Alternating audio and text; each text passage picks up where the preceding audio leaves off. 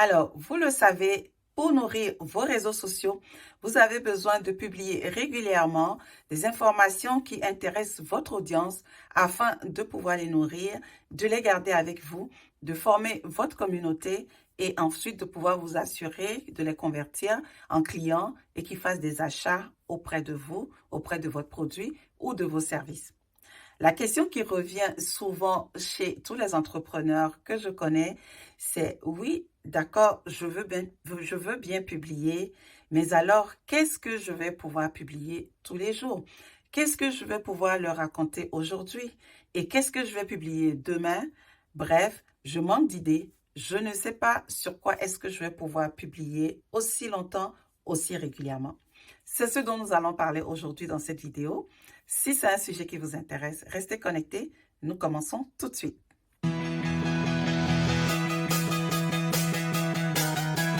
Alors, publier régulièrement, je l'avoue, c'est un souci pour tout le monde. On est tous passés par là. Même si aujourd'hui, on est arrivé à trouver un momentum, c'est pas le cas pour encore beaucoup de personnes qui se cherchent toujours, qui n'ont pas vraiment mis en place une stratégie, un système qui va leur permettre d'être réguliers sur les réseaux sociaux et d'entretenir de façon efficace leur audience. Alors aujourd'hui, ce dont nous allons parler, vous l'aurez compris, c'est la ligne éditoriale.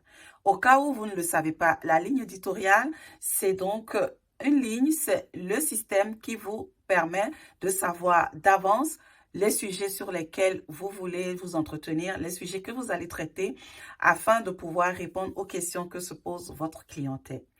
Donc là, imaginons, vous avez un cahier, un crayon et vous notez les sujets que vous allez pouvoir traiter et pouvoir donc remplir votre obligation auprès de vos audiences. C'est très important de pouvoir les garder avec vous, d'avoir une communauté tissée serrée et donc de pouvoir échanger régulièrement avec eux. Alors, l'astuce pour y arriver, c'est de mettre en place une bonne ligne éditoriale qui répond donc à leurs attentes. Beaucoup de gens ont une ligne éditoriale, on va dire mentale, parce que ça se trouve dans leur tête, ce n'est pas écrit. C'est une erreur fondamentale. Si c'est ce que vous faisiez jusqu'à présent, arrêtez de le faire et changez-le dès maintenant. Pourquoi ce sera utile pour vous-même d'avoir une ligne éditoriale écrite? Vous pouvez avoir un papier, un document de peut-être, je dirais, une dizaine de feuilles qui contient votre ligne éditoriale. Ça va vous servir à vous-même lorsque vous êtes perdu et que vous cherchez des sujets. Et ça peut aussi servir à votre équipe. Aux nouveaux venus dans votre équipe, vous pourrez facilement les former si vous avez déjà votre ligne éditoriale qui est déjà écrite, noir sur blanc. Alors, on commence à mettre en place la ligne éditoriale. Comment est-ce qu'on fait? On commence d'abord par réfléchir sur 3 thématiques dans son domaine, dans son industrie. Vous choisissez 3 thématiques sur lesquelles vous souhaitez travailler. Une fois que vous avez vos 3 thématiques, vous mettez en place, vous faites des recherches sur 10 sujets. Dans chaque thématique, 10 sujets à développer dans chaque thématique pour pouvoir donc remplir votre tableau de thématiques. Donc, vous avez 3 tableaux, thématique 1, thématique 2, thématique 3. Dans thématique 1, vous avez donc 10 sujets, thématique 2, 10 sujets, thématique 3, 10 sujets. Ça vous fait un total de 30 sujets sur lesquels vous pourrez donc parler un à chaque fois, un par semaine. Donc, je conseille souvent d'y aller par la méthode, par la vidéo, Ça suppose que vous créez une chaîne YouTube, vous tournez donc une vidéo par semaine pour vous entretenir d'un sujet par semaine. Si vous procédez ainsi, vous aurez ainsi du contenu pour 30 semaines, ce qui fait un peu plus de 6 mois. Ça vous met à l'abri donc de beaucoup de choses avant de voir venir donc d'autres situations, d'autres sujets sur lesquels vous pourrez réfléchir encore plus en avant. Alors, donc, je vous conseille souvent, si vous décidez de vous lancer dedans, faites comme un batching de 12 vidéos d'avance. Vous prenez 2 à 3 semaines, vous enregistrez vos vidéos à l'avance. Vous savez que vous avez de quoi publier pour les 12 prochaines semaines. Et une fois que vous commencez à publier, vous avez donc un bon mois, sinon 2 mois devant vous pour commencer à faire les autres vidéos peut-être 1 ou 2 fois par semaine. Vous pouvez ralentir donc le rythme un peu plus tard pour vous retrouver à 1 ou 2 semaines de vidéos, 1 ou 2 vidéos par semaine.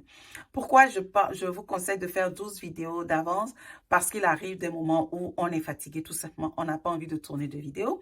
Il arrive des moments où on est malade, il arrive des moments où on n'est pas inspiré. Toutes sortes de choses peuvent vous arriver. Si vous savez que vous avez au moins 5, 10, ça dépend, bref, plusieurs vidéos en réserve qui vont pouvoir être publiées, il suffit de les planifier.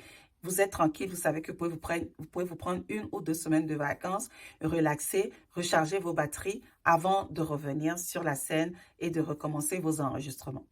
Alors, si le format vidéo vous dérange, vous pouvez y aller donc avec le format écrit.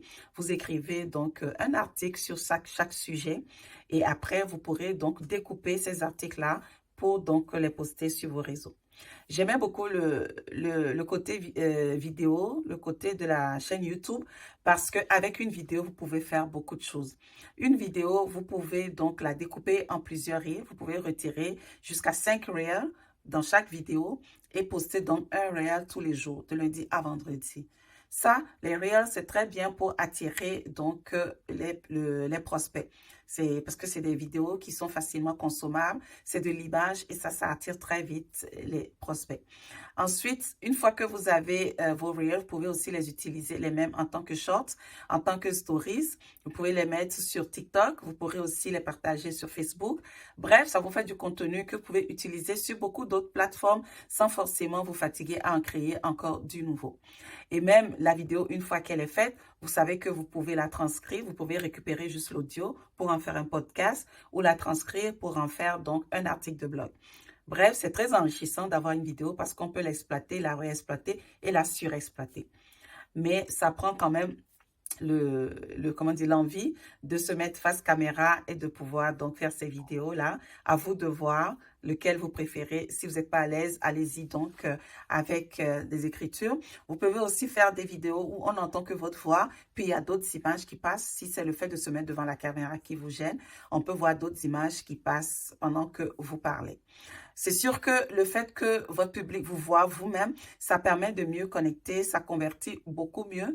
Vous gagnerez des clients beaucoup plus vite, beaucoup plus rapidement et ils vont rester beaucoup plus longtemps. C'est pas rassurant pour le public d'acheter de quelqu'un qu'on ne connaît pas, qu'on n'a jamais vu d'Adam et d'Ève. Mais bon, à vous de voir le manque à gagner et vous faites vos choix en fonction.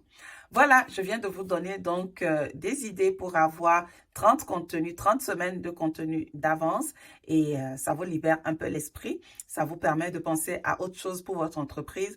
Vous avez le temps de planifier tout ça et vous avez donc assez de sujets pour parler donc sur vos réseaux sociaux. Mettez dedans en place ou bien si vous avez d'autres idées, d'autres façons donc de répondre à la clientèle, comment est-ce que vous répondez à leurs réponses, comment est-ce que vous partagez vos contenus, comment les rédigez-vous, quelle autre tactique vous avez, par exemple, si elle est différente de la mienne. Je suis curieuse de l'entendre. Vous pouvez le partager avec moi en commentaire. Ça me fera plaisir donc d'en apprendre un peu plus. En parlant de ça, j'ai donc élaboré une étude de cas basée donc sur la thématique des 30 sujets. Ok, j'ai fait donc une étude des cas avec une entrepreneuse qui s'appelle Maëlys. Maëlys est une jeune femme entrepreneur en produits cosmétiques. Si ça vous intéresse donc de voir cette étude de cas, vous pourrez la télécharger. Le lien est en commentaire. Je vous laisse la télécharger, d'en prendre connaissance. Vous pourrez vous en inspirer pour faire votre propre ligne éditoriale si vous le désirez. Voilà, ce sera tout pour moi aujourd'hui. Je vous laisse là-dessus. Portez-vous bien. À bientôt dans une autre vidéo. Bye bye.